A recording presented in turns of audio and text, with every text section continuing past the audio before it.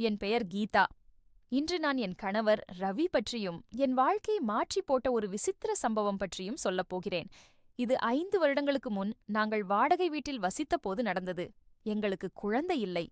ரவி என்னை விட சில வயது மூத்தவர், கடின உழைப்பாளி. ஒரு சிறிய வாகனத்தை ஓட்டி எங்களுக்கு நன்றாகச் சம்பாதித்துக் கொடுத்தார். ஆனால் திருமணமான சில மாதங்களுக்குப் பிறகு ரவி விலகி நடக்க ஆரம்பித்தார். வீட்டு விஷயங்களில் கவனம் செலுத்தவில்லை. தாமதமாக வீட்டுக்கு வந்தார். காய்கறி மளிகைப் பொருட்கள் வாங்குவதில் கூட ஆர்வம் காட்டவில்லை. அவசரமாக வந்து அதிகம் பேசாமல் மீண்டும் கிளம்பிப் போய்விடுவார். இந்த மாற்றம் என் மனதில் சந்தேகத்தை விதைத்தது. ஒரு இரவு அவர் அரை தூக்கத்தில் இருந்தபோது நான் பேச முயற்சித்தேன். "என்ன ஆச்சு? நீங்கள் பதட்டமாக இருக்கிறீர்கள்" என்று அன்பாகக் கேட்டேன்.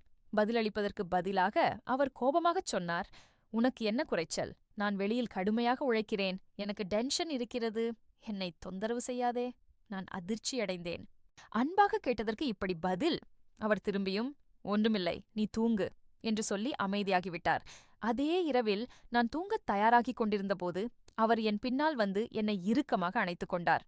நானும் அவரை அரவணைத்தேன். நாங்கள் காலை வரை ஒன்றாக இருந்தோம். பல இரவுகளுக்குப் பிறகு ரவி மீண்டும் என்னருகில் வந்தார். அன்றிரவு தன் அடங்கிய உணர்வுகளையெல்லாம் கொட்டித் தீர்த்தார். மறுநாள் காலையில் என் உடல் வலித்தது. ஆனால் என் சந்தேகங்கள் மறைந்தன.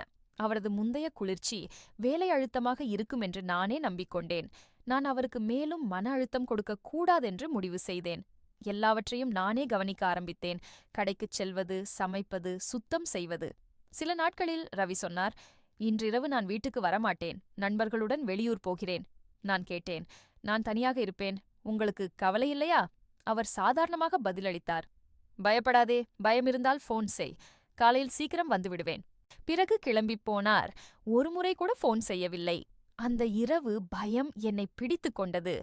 என் அண்டை வீட்டுக்காரி சுமதியை என்னுடன் தங்கச் சொல்லிக் கேட்டேன். அவரால் முடியவில்லை. அவர் கணவர் குடிபோதையில் இருந்தார். ஆனால் தன் 17 வயது மகன் சூர்யாவை அனுப்பி வைப்பதாகச் சொன்னார்.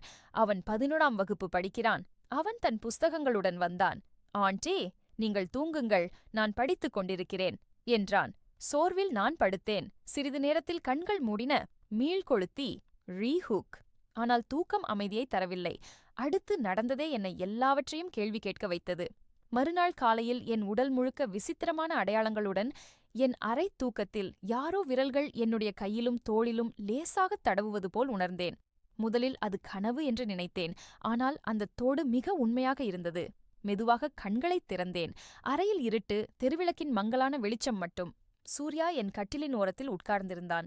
என் முகத்தை பார்க்கவில்லை. என் கூந்தலையும் கன்னத்தையும் மெதுவாகத் தடவிக் கொண்டிருந்தான். என் உடம்பில் ஒரு சிலிர்ப்பு. நான் வேண்டுமென்றே உரத்த இருமல் ஒன்றைப் போட்டேன். திடுக்கிட்டு அவன் கையை இழுத்துக்கொண்டு பின்னால் நகர்ந்தான். "என்ன செய்து கொண்டிருக்கிறாய்?" என்று கோபமாகக் கேட்டேன். தடுமாற்றத்துடன் சொன்னான், "ஒன்றுமில்லை ஆண்டி. உங்கள் கூந்தல் கண்ணில் விழுந்திருந்தது. அதை நான் விலக்கினேன். வேறு எந்த எண்ணத்திலும் இல்லை." நான் நீண்ட நேரம் அவனை வெறித்துப் பார்த்தேன். அவன் ஒரு பையன்தான். ஆனால் அந்த தொடுதலில் ஏதோ ஒரு வித்தியாசம் இருந்தது. நான் எதுவும் பேசாமல் எழுந்து உட்கார்ந்து தண்ணீர் குடித்துவிட்டு மீண்டும் படுத்தேன். சிறிது நேரத்தில் நான் தூங்கினேன். அப்போது ஒரு தெளிவான கனவு வந்தது. அந்த கனவில் சூர்யா தன் புத்தகங்களை ஒதுக்கிவிட்டு என் அருகில் வந்தான். என் புடவையின் மேலாடையை திறக்க ஆரம்பித்தான். என் தலை முதல் பாதம் வரை அவன் விரல்களை படரவிட்டான். நான் அவன் கையை பிடிக்க முயற்சித்தபோது அவன் தட்டிவிட்டு என் கால்களை விலக்கி பலமாக அந்த இடத்தை அழுத்தத் தொடங்கினான்.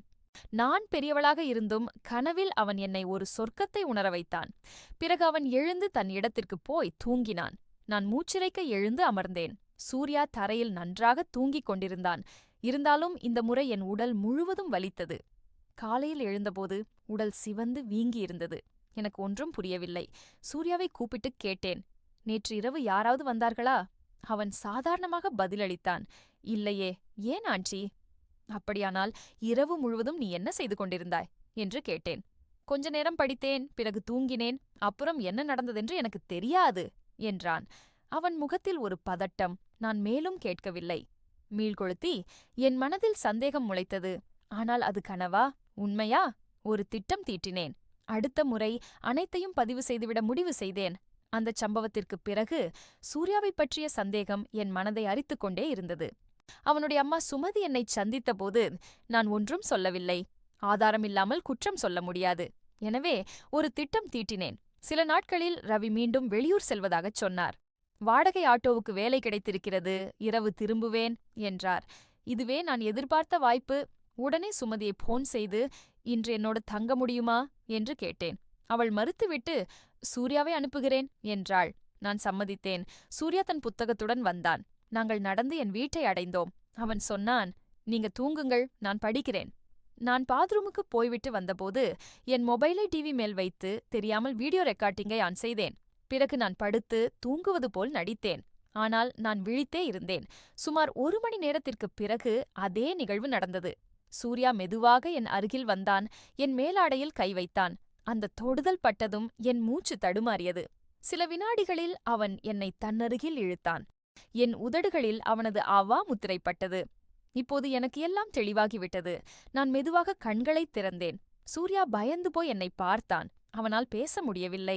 நான் எழுந்து அமர்ந்து நிதானமாகக் கேட்டேன், சூர்யா, உனக்கு என்ன வேண்டும்? என்னிடம் சொல். அவன் வெளியேற முயன்றான். நான் தடுத்தேன். அவன் கண்களில் இருந்த தவிப்பும் ஏக்கமும் எனக்குத் தெரிந்தன. நான் சொன்னேன், நீ விரும்புவதை நான் உணர்கிறேன். ஆனால் இது தவறு. நான் எழுந்து மொபைலை எடுத்து நிகழ்ந்ததை அவனுக்கு காட்டினேன். அவன் முகம் வெளிறிப் போய்விட்டது. காலையில் அவன் வீட்டுக்குப் போனதும் நான் சுமதியிடம் வீடியோவைக் காட்டினேன். அவள் மகனை நன்றாக கண்டித்தாள். அதன் பிறகு சூர்யா ஒருபோதும் அவ்வாறு நடந்து கொள்ளவில்லை. மீள்கொளுத்தி சூர்யாவின் விஷயம் முடிந்தது. ஆனால் ரவி விஷயத்தில் ஒரு பெரிய அதிர்ச்சி காத்திருந்தது. நான் கண்டுபிடித்த உண்மை என் வாழ்க்கையையே தலைகீழாக்கியது. சூர்யா சம்பவத்திற்குப் பிறகு ரவியின் நடத்தை இன்னும் மர்மமாக இருந்தது. அவர் இரவு பகல் வேலை பார்ப்பதாகச் சொன்னாலும் சம்பளம் குறைவதாகவும் அலைச்சல் அதிகமாக இருப்பதாகவும் கூறினார். ஒரு நாள் அவர் குளிக்கச் சென்றபோது அவரது மொபைலை எடுத்துப் பார்த்தேன். எனக்கு கொதித்தெழுந்தது. அவர் ஒரு பெண்ணுடன் எடுத்துக்கொண்ட புகைப்படங்கள் இருந்தன. ஹோட்டல் அறைகள், சுற்றுலா இடங்கள். நான் அவரை நேருக்கு நேர் கேட்க முடிவு செய்தேன். ஆனால் அவர் பாத்ரூமிலிருந்து வெளியே வந்ததும், ஏன் மொபைலை எடுத்தாய் என்று கேட்டுவிட்டு அதை பிடுங்கிக் கொண்டு வேலைக்கு கிளம்பிப் போனார். அவரது முகத்தில் ஒரு தன்னம்பிக்கை சிரிப்பு இருந்தது. அன்றைய இரவு அவர் நண்பர்களுடன் 4 நாட்கள் சுற்றுலா செல்வதாகச் சொன்னார். நான் கோபத்தில் சரி என்றேன். மனதுக்குள் விவாகரத்து யோசனை ஓடிக்கொண்டிருந்தது. ஆனால் அவர் சென்றதும் என்னால் அமைதியாக இருக்க முடியவில்லை. அடுத்த நாள் நான் முகத்தை துப்பட்டாவால் மறைத்துக்கொண்டு ஸ்கூட்டியில் அவரை பின்தொடர்ந்தேன். அவர் ரயில்வே ஸ்டேஷன் அருகே ஒரு சிற்றுண்டிச்சாலை முன் நின்று ஒரு பெண்ணுக்காக காத்திருந்தார். 5 நிமிடங்களில் அவள் வந்தாள். உயரம், சிவப்பு நிறம், கூந்தல் திறந்துவிட்டிருந்தாள். சினிமா நடிகை போன்ற உடை. என் கணவர் அவள் கையை பிடித்துக்கொண்டு உள்ளே போனார். என் மூச்சு நின்று போனது. நான் எதிரே இருந்த பூங்காவில் ஒரு மரத்தின் மறைவில் நின்று கொண்டேன். அவள் சிரித்துக் கொண்டிருந்தாள். அவர் அவளையே பார்த்து கொண்டிருந்தார். என்னுடன் அவர் இப்படி ஒரு நாள் கூட பேசவோ சிரிக்கவோ இல்லை. கையில் போன் இருந்தது. புகைப்படம் எடுக்கலாம் என்று ஒரு கணம் தோன்றியது. ஆனால் எடுக்கவில்லை. என் மனைவி என்ற சுயமரியாதை உடைந்து போனது. நான் அழாமல் சண்டை போடாமல் வீட்டுக்குத் திரும்பினேன். மீள்கொளுத்தி ரவி சுற்றுலா சென்று விட்டதாகச் சொல்லி 4 நாட்கள் கழித்து நான் டிவியில் ஒரு செய்தியை பார்த்தேன். அது என் உலகத்தையே நொறுக்கியது. ரவி 4 நாள் சுற்றுலா சென்றுவிட்டு திரும்பவே இல்லை. 3 நாட்களுக்குப் பிறகு ஒரு மாலை நேரத்தில் டிவியில் செய்தி வந்தது. திருப்பதி மலை அருகே உத்தரகண்டைச் சேர்ந்த இளைஞர் ரவி ஒரு பெண்ணை மலையிலிருந்து தள்ளி கொலை செய்த நிகழ்வில் கைது செய்யப்பட்டுள்ளார். என் இதயம் நின்று போனது. அவர் சுற்றுலா என்று சொன்னது போய். அவர் அந்த பெண்ணை உல்லாசப் பயணத்திற்கு அழைத்துச் சென்று வாக்குவாதத்திற்குப் பிறகு மலையிலிருந்து தள்ளிவிட்டார். அந்த பெண் உடனே இறந்துவிட்டாள். போலீசார் வழக்கு பதிவு செய்தனர். ரவிக்கு ஆயுள் தண்டனையும் அதிகபட்ச சிறையும் கிடைத்தது.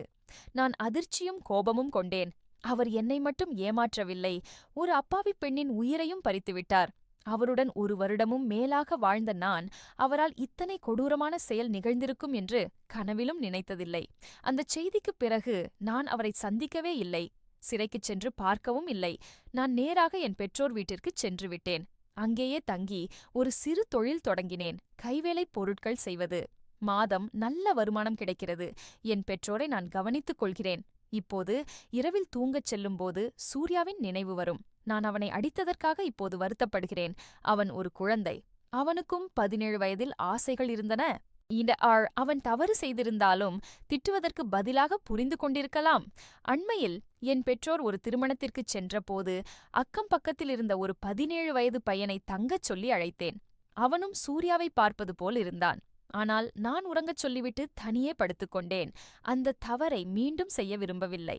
ரவியால் காயப்பட்டாலும் என் சுயமரியாதையை நானே மீட்டெடுத்துக் கொண்டேன். ஒரு பொய்க் காதலுக்காக இன்னொரு தவறான உறவில் விழுவது சரியில்லை. இன்று நான் எனக்காகவும் என் பெற்றோருக்காகவும் வாழ்கிறேன். கீதாவின் கதை இங்கே முடிகிறது. கதை முடிந்தது. இறுதிக் கேள்வி: இந்த கதையை படித்த பிறகு உங்கள் கருத்து என்ன? கவனக்குறைவான ஆசைகளும் துரோகமும் ஒரு குடும்பத்தை எப்படி அழித்தன? கீழே கமெண்டில் சொல்லுங்கள். இன்னும் தமிழ் கதைகளுக்கு சப்ஸ்கிரைப் செய்து கொள்ளுங்கள். நன்றி.